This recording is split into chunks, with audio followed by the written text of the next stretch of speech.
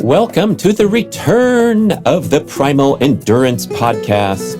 This is your host, Brad Kearns, and we are going on a journey to a kinder, gentler, smarter, more fun, more effective way to train for ambitious endurance goals. Visit primalendurance.fit to join the community and enroll in our free video course.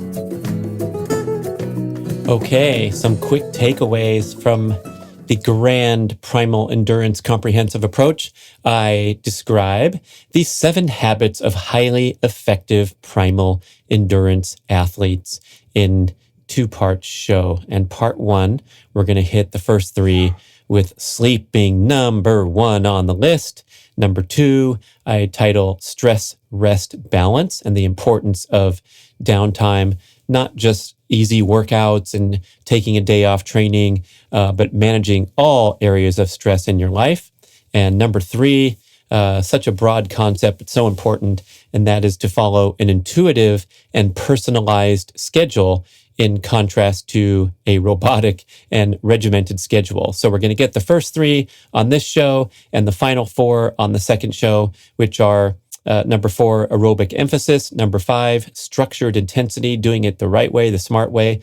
Number 6, integrating complementary movement and lifestyle practices. And number 7, following a periodized schedule. So enjoy the first 3 sections of the Primal Endurance book, the 7 habits of highly effective primal endurance athletes. So there's some written content, and I'll riff on each one to buff it up a little. But if you can remember these and honor these, oh boy, you'll be on your way to success and enjoyment. And first on the list, I think, is sleep. The book's structured with the chapters starting out with slowing down, the importance of aerobic base, and then periodization, and then the diet. But if you're waking up too early for those early morning workouts before your busy day at work, or you're staying up too late, particularly with the influence of artificial light and digital stimulation after dark, you're going to mess up the desired gains that you're trying to get from training and even from diet, from trying to drop excess body fat. It's known that poor sleep habits will dysregulate your appetite and fat storage hormones to the extent that you develop sugar cravings at night when you're staying up those extra hours, and those extra calories that you eat will more likely be stored as fat. That's due to the disturbance of healthy leptin signaling. Leptin's the hormone that influences fat storage and satiety, and also the influence of the primary stress hormone cortisol, causing that craving for sugar. So bad news. Here's what the book says. Your athletic pursuits require you to sleep significantly more than if you weren't training. Reject conventional wisdom's 8 hours recommendation and individualize your approach, honoring these 2 maxims. Number 1, minimize artificial light and digital stimulation after dark. And number 2, awaken each morning without an alarm, feeling refreshed and energized. If you can't honor the aforementioned maxims, stop training until you can. If you fall short of optimal sleep one day, take a nap the following day instead of doing your workout.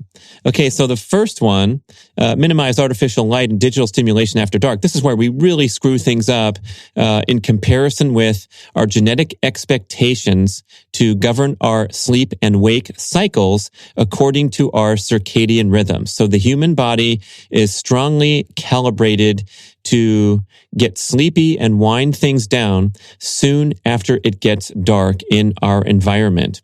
So today, it's not when the sun sets, it's when we decide to make it dark by switching off the screen, turning off the light in the room. So we artificially extend our days longer than our genetic expectations, which have been for 2.5 million years, governed by the rising and setting of the sun. And when we do this, that's when the hormones get dysregulated. We start eating more. We produce too much cortisol in the evening because that's the attempt to stay awake from the influence of artificial light going through our retina and stimulating our central nervous system. And if you didn't have that light, such as let's say when you're on a camping trip and it gets dark and you sit by the fire and pretty soon someone's yawning and someone else is yawning and you all feel like going to sleep at 9:00 at night instead of 11:30 as you are in your well-lit artificial home environment with screens and entertainment and work obligations keeping you up long after the time when your hormones might have kicked in to make you sleepy. So in other words, we don't feel sleepy due to the influence of artificial light on our hormonal central nervous system. So the idea here is to observe excellent sleeping hygiene, sleeping habits, and the main one being just try to facilitate dark and mellow evenings.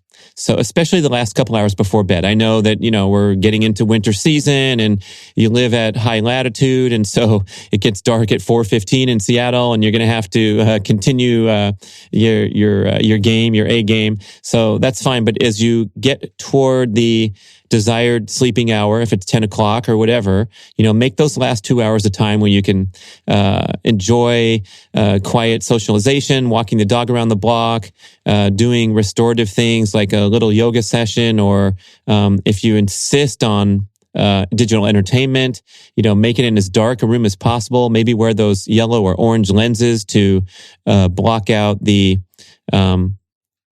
harmful effects of indoor light that cause suppression of melatonin, and that try to facilitate that dim light melatonin onset, which is the way that we feel sleepy and transition into a peaceful night of sleep. So the second part, besides making a dark, mellow evening, is to create an ideal sleeping environment. So your bedroom should be very simple and Spartan, free from clutter and stacks of bills or chores or, leftover home projects that haven't been completely done, piles of dirty clothing or clean clothing.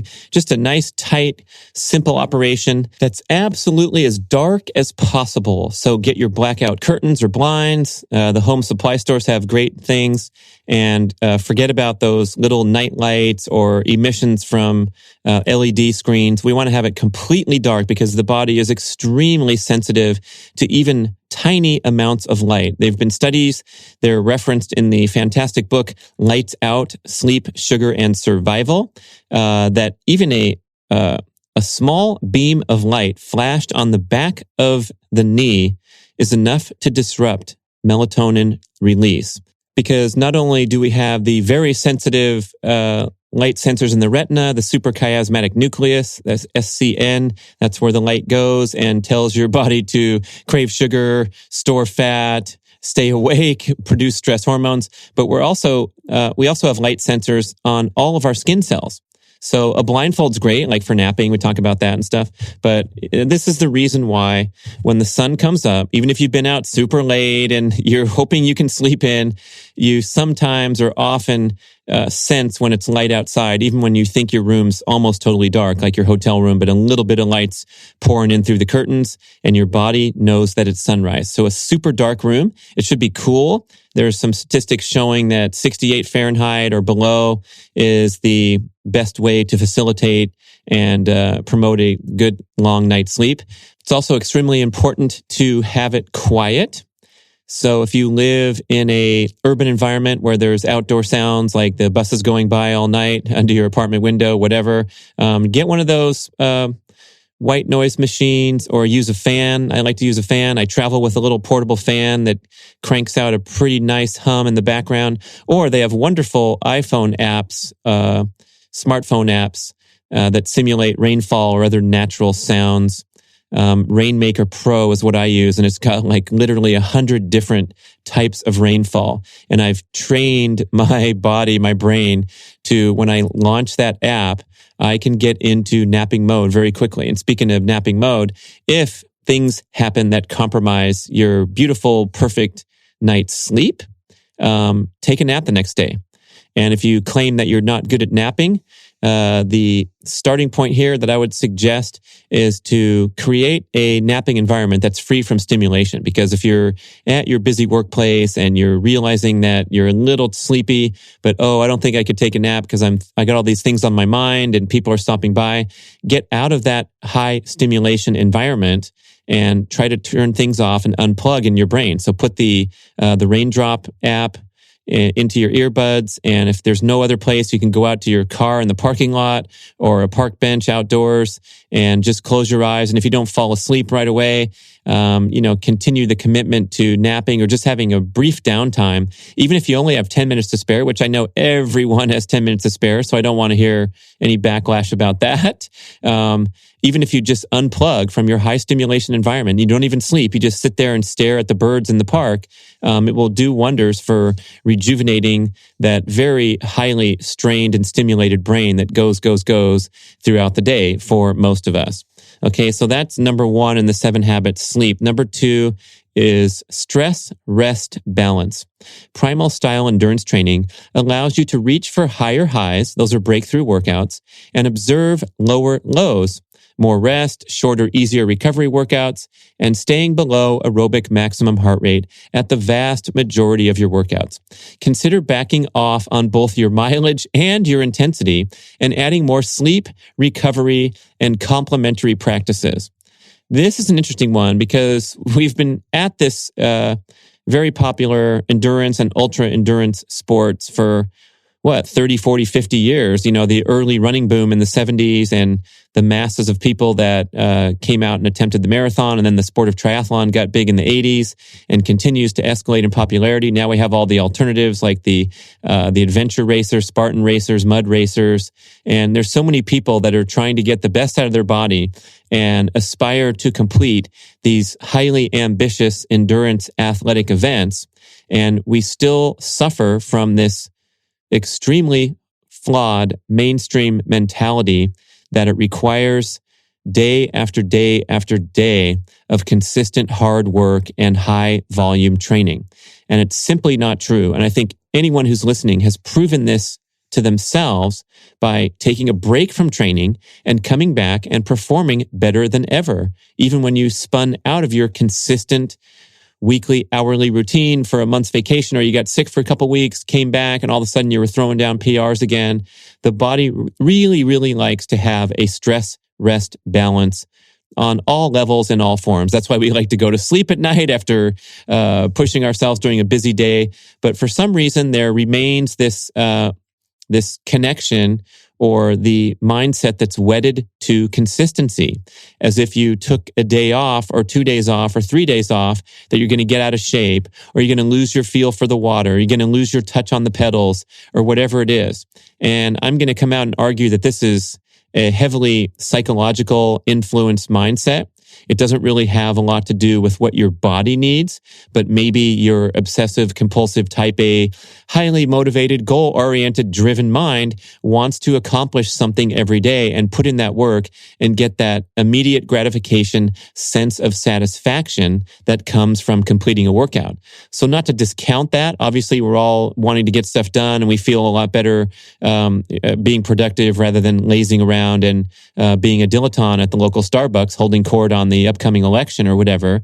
But there's a point where you have to honor the dynamic nature of your body striving to become fit and build fitness. And so you can't predict exactly what you're going to get from your body every single day or what your body's going to be ready to do. And you have to let that govern your training decisions more so than a predetermined, tightly defined schedule of training. So what this could come out to deliver incredible performance breakthroughs and honor the primal endurance philosophy is to be more intuitive and spontaneous with your training decisions.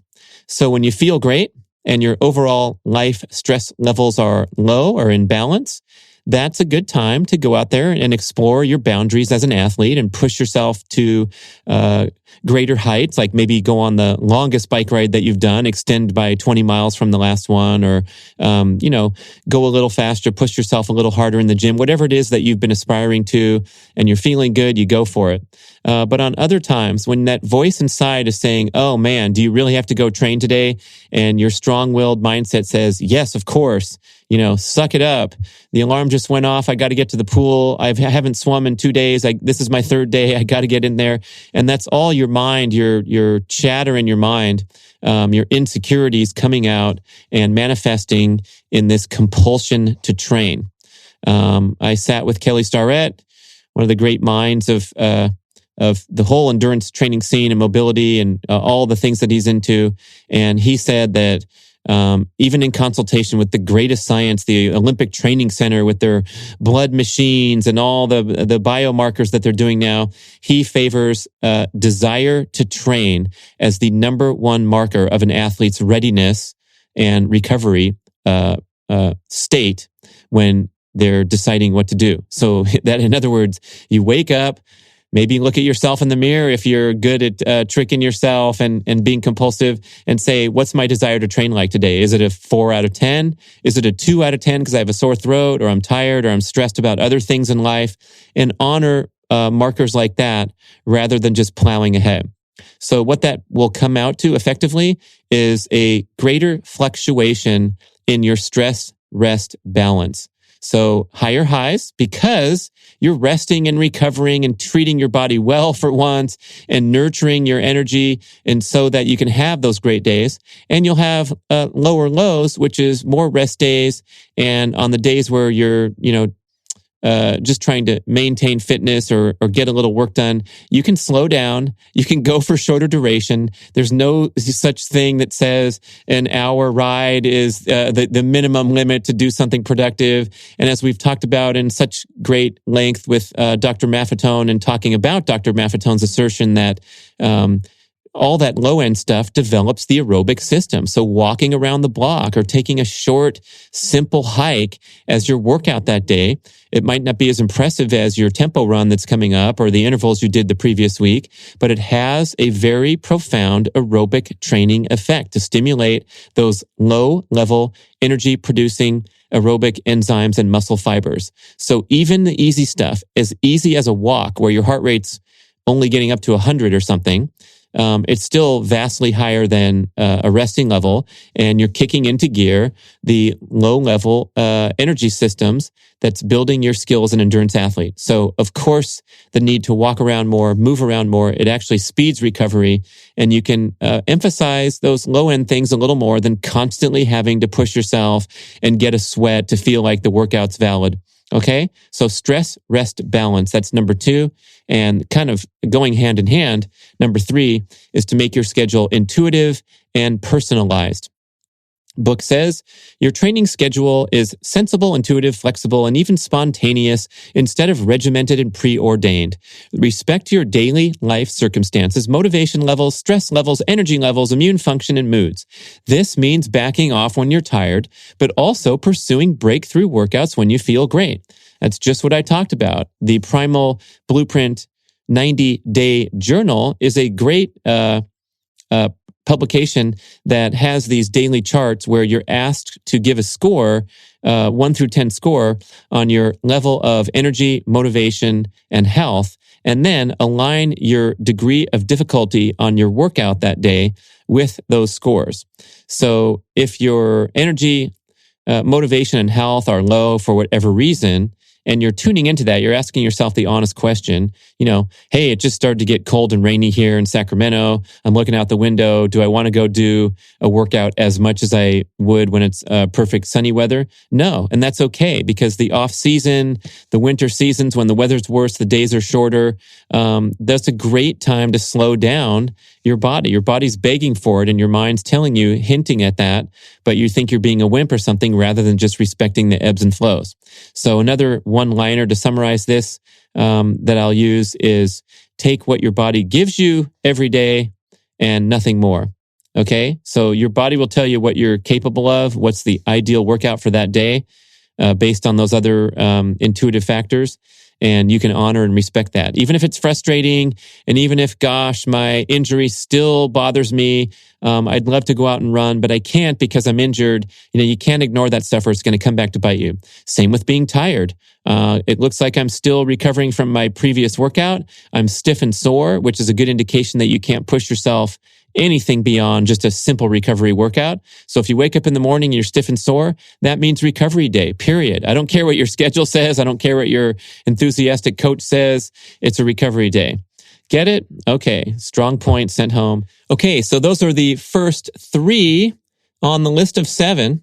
And we're going to do these nice tight shows. So I'll get to the other 4 on the second part of this podcast. Right now, you're going to focus on sleep, stress, rest, balance, and an intuitive and personalized schedule. Thanks for listening to this different format podcast from Primal Endurance. This is your host, Brad Kearns.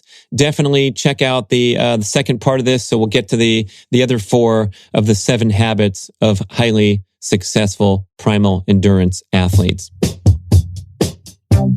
Hi folks, Mark Sisson here, and I'd like to tell you about my biggest undertaking yet, the Primal Health Coach Program. My mission is to create a global network of primal health coaches to help transform the health and consciousness of our communities into ones of optimal wellness and happiness. Becoming a primal health coach empowers you to take your primal passions to the next level and embark on a career you love, inspiring others to live lives of vitality and lasting wellness. If you dream of a career in health coaching, but have been held back by worries, such as the investment of time and money, then I encourage you to hesitate no longer. Health coaching is the fastest growing specialty in all of coaching, and we've created an online education program that allows you to learn from the comfort of your own home and at your own pace. We also have payment plans available, so you can start immediately for just $1 down. The world needs primal health coaches to provide a blend of ancestral wellness solutions to the modern health crisis. The world needs you. Are you ready to become one of the world's most trusted, experienced, and knowledgeable health coaches? To learn more about this online certification program and to take the first step toward a career you love, visit primalhealthcoach.com and subscribe.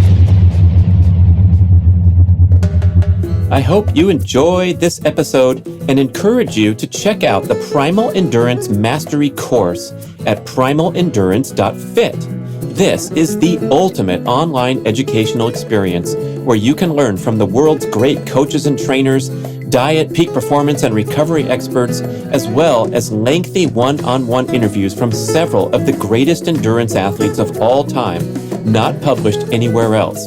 It's a major educational experience with hundreds of videos, but you can get free access to a mini course with an ebook summary of the Primal Endurance approach and 9 step-by-step videos on how to become a Primal Endurance athlete. This mini course will help you develop a strong basic understanding of this all-encompassing approach to endurance training that includes primal-aligned eating to escape carbohydrate dependency and enhance fat metabolism, building an aerobic base with comfortably paced workouts, strategically introducing high-intensity strength and sprint workouts, emphasizing rest, recovery, and annual periodization, and finally, cultivating an intuitive approach to training instead of the usual robotic approach of fixed weekly workout schedules.